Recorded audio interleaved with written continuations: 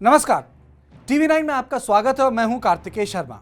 सियासत की बात में आज चर्चा करेंगे कि चीन के विकास की रफ्तार को अचानक जोर का झटका क्यों लगा। चीन की अर्थव्यवस्था जुलाई से सितंबर की तिमाही में एक साल पहले की तुलना में 4.9% ही बढ़ी है। हालांकि ये एक साल में सबसे धीमी रफ्तार है और जानकारों के अनुमान के उलट है। ये पिछली तिमाही से बहुत कम है। तब वृद्धि 8% थी। इससे ये अनुमान लगाया जा रहा है कि अर्थव्यवस्था को फिर से पटरी पर लाना काफी मुश्किल हो सकता है।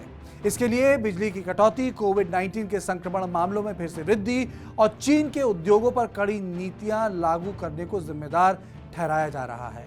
एक जानकार ने कहा कि ये बदलाव बाकी साल के लिए विकास की रफ्तार को कम कर सकते हैं और इसे नजरअंदाज नहीं किया जाना चाहिए। सबसे पहले बिजली की सप्लाई की बात करें तो दुनिया भर में कीमतों में बढ़ोतरी के कारण कच्चे माल के दामों पर प्रभाव पड़ा है।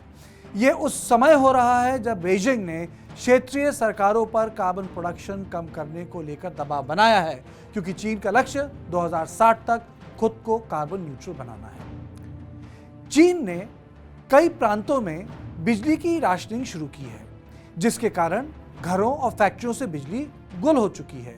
इसके साथ ही यह भी संयोग हुआ है कि देश के सबसे बड़े कोयला उत्पादक प्रांत में इस समय बाढ़ आई हुई है। शांसी प्रांत चीन के कुल कोयला उत्पादन में 30% का योगदान देता है।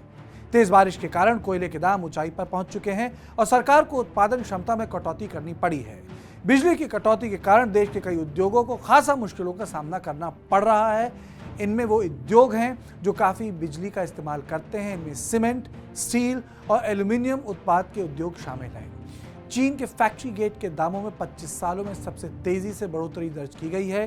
कोयले के बढ़ते दामों पर कैपिटल इकोनॉमिक्स के वरिष्ठ चीन अर्थशास्त्री जूलियन एवंस प्रिचार्ड कहते हैं कि उद्योग में ऐसी गिरावट काफ़ी गहरी दिखाई देती है।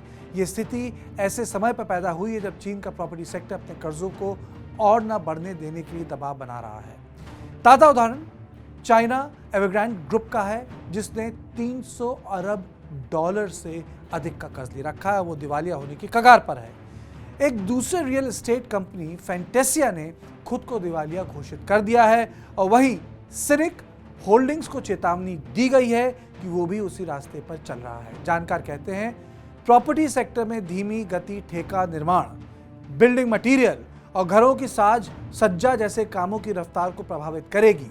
इसके बावजूद चीन के केंद्रीय बैंक ने सप्ताह के अंत में संकट को अधिक खतरनाक न बताते हुए इस पर अपनी चुप्पी तोड़ी थी। पीपल्स बैंक ऑफ चाइना के निदेशक सोलेन ने कहा था कि एवरग्रांडे की वित्तीय देनदारियां उसकी कुल देनदारियों की 1/3 से भी कम है और उसके कर्जा अलग अलग तरह के हैं। उसमें कहा गया कि कोई एक वित्तीय संस्थान एवरग्रांडे के कारण खतरे में नहीं है। वित्तीय उद्योग पर उसके खतरों को नियंत्रित किया जा सकता है।